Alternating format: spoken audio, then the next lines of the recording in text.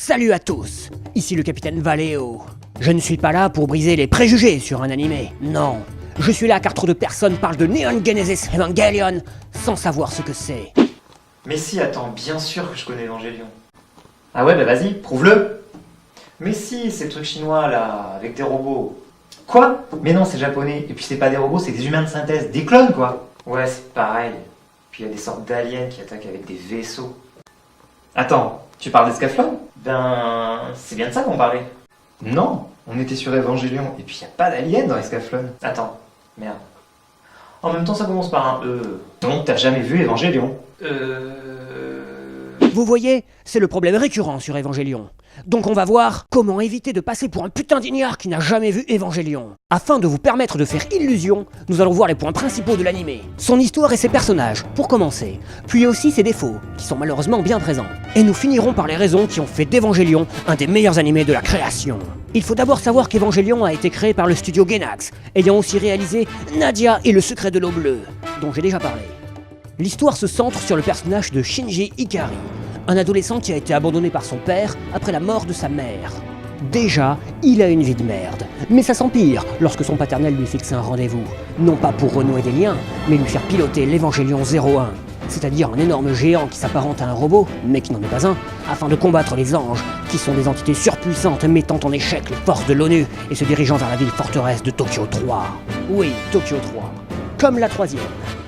Il faut savoir que l'action se passe 15 ans après le second impact, c'est-à-dire la chute d'un astéroïde sur le pôle sud ayant entraîné la fonte des glaces, et donc la montée des eaux, et enfin la destruction de Tokyo. Donc ils ont reconstruit leur capitale, en double, et ils ont mis des numéros afin de ne pas les confondre. Shinji ayant intégré la NERV, une agence gouvernementale directement rattachée à l'ONU, et étant sous le contrôle de son père, il devra piloter l'Evangelion 01, ou EVA 01, et défaire tous les anges qui arriveront les uns après les autres, comme des lemmings.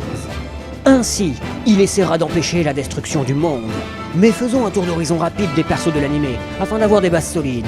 Attention, ça décoiffe. Donc, on a Shinji, le héros, suivi de Misato, la supérieure de Shinji, qui l'héberge chez elle. Puis, on trouve le commandant Ikari, père de Shinji, supérieur de Misato et commandant de la NERV. Le commandant est secondé par Fuyutsuki, mais il ne sert à rien. Shinji est épaulé par deux autres pilotes, Rei Ayanami, qui est proche du commandant, et Asuka Langley, qui est allemande et qui vient habiter chez Misato et avec Shinji. Il y a également Toji et Kensuke, qui sont deux camarades de classe de Shinji et Asuka. On trouve aussi Ritsuko, une scientifique qui travaille sur les Eva et les anges, Kaji, un homme mystérieux, ex-copain de Misato dont Asuka est amoureuse, puis Makoto, Maya et Shigeru, des opérateurs au sein de la NERV qui travaillent directement sous Misato. Et pour finir, il y a Pen Pen, le pingouin d'eau chaude, animal de Misato et de Shinji, mais il ne sert à rien. Quand je disais qu'il fallait toujours une mascotte. Après, je voudrais éviter de spoiler, afin que vous puissiez découvrir la série par vous-même. Ce serait quand même bien que vous la regardiez un jour. Mais disons que les héros doivent détruire tous les anges, et qu'en parallèle, il y a une histoire de plan de complémentarité de l'homme qui se poursuit tout au long de la série. Mais on ne sait pas à quoi ça sert. Il y a aussi des complots et des twists de partout, avec les manuscrits de la mer morte, qui donnent une prophétie, puis la CELE, une société secrète dirigeant le monde dans l'ombre, et plein d'autres trucs aussi. Mais si tous ces éléments sont super alléchants et offrent un putain de scénario, voyons les petits défauts inhérents à une série de cette envergure. En fait, il n'y en a presque pas, sauf un, la fin de la série. C'est simple, elle est complètement incompréhensible. Elle tient en 2 épisodes, et je n'ai jamais rien capté. Personne n'a capté. C'est le troll ultime fait par le réalisateur pour éviter de répondre à toutes les questions soulevées durant l'animé, car il y en a un paquet de putains de questions sans réponse. Cette fin tient en un double épisode survitaminé. Pêle-mêle, on y trouve des titres posant des questions bizarres. Shinji, assis sur une chaise. Un téléphone qui crache des insultes. Shinji, toujours assis sur une chaise. Mais aussi des aquarelles, des filles à poil et un théâtre. Les dernières minutes de la série consistent en une parodie d'animé sur la vie quotidienne, mais avec les persos d'Evangelion, suivi d'une séance d'applaudissements. Normal. Bon, pour la fin, j'avais pensé à un combat final. Peut-être contre Dieu. Ce serait symbolique. Non, c'est moi le réal. J'ai le pouvoir et je fais ce que je veux. Mais ce qu'il faut savoir, c'est que cette fin n'est malheureusement pas la seule. Et non, car un film a été fait, sobrement intitulé The End of Evangelion. La fin est mieux.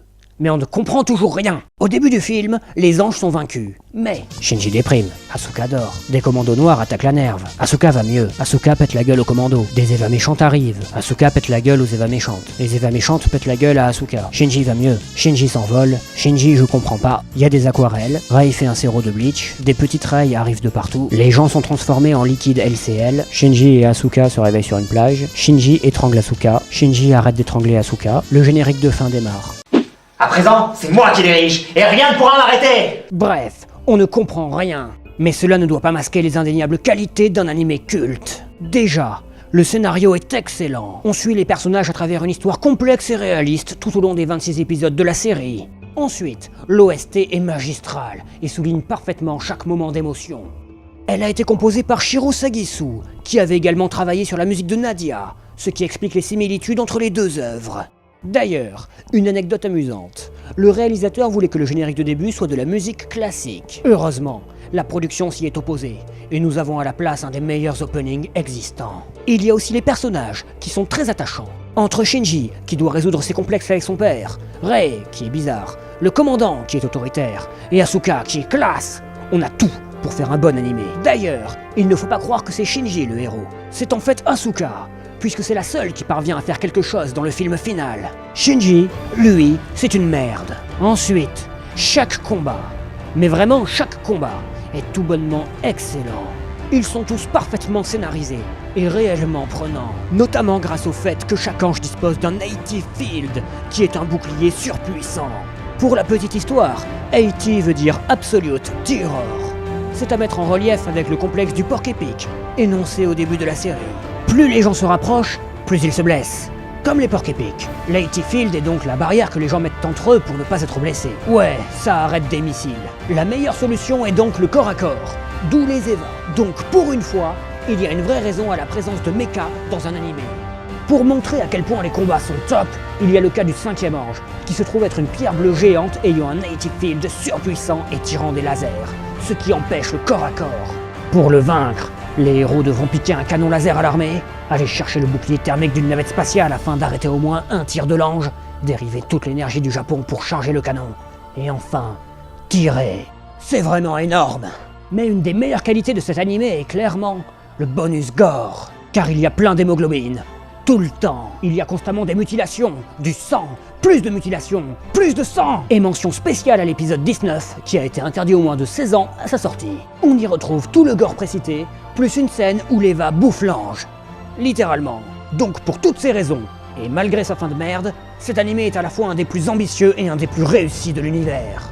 Eh oui, et bonne nouvelle, depuis quelque temps sort une série de 4 films d'animation, destinés à reprendre la série et à apporter une vraie fin. Ils en sont à l'épisode 3. Plus qu'un, et on aura enfin le final. Donc ce serait dommage de se priver. Et là, j'ai dit à la baronne, mais si les missiles ne fonctionnent pas sur les anges, c'est parce qu'ils ont des AT-Fields. Oui, cette baronne n'a pas inventé l'eau tiède. D'ailleurs, les AT-Fields sont une allégorie de la barrière des cœurs que les gens dressent pour ne pas se blesser lorsqu'ils se rapprochent. Comme le soutient la métaphore du complexe du porc épic, évoquée au début de la série. Ils peuvent donc arrêter un missile. Oh, je vois que nous avons un connaisseur. Monsieur le comte, moi-même et plusieurs amis, nous réunissons demain pour quelques parties de Pokémon version rouge. Le duc d'Aquitaine va nous présenter un Rattata de toute beauté. Faites-nous le plaisir de venir. Nous parlerons de vos futurs parts dans le canal de Suez. Donc à présent, vous avez appris tout ce qu'il y a à savoir sur Évangélion, et ainsi faire illusion auprès de la haute société. Si je suis devenu roi de Sparte, c'est uniquement grâce au conseil du capitaine Valeo. Allons, trêve de flatterie. Et à la prochaine, avec le capitaine Valeo.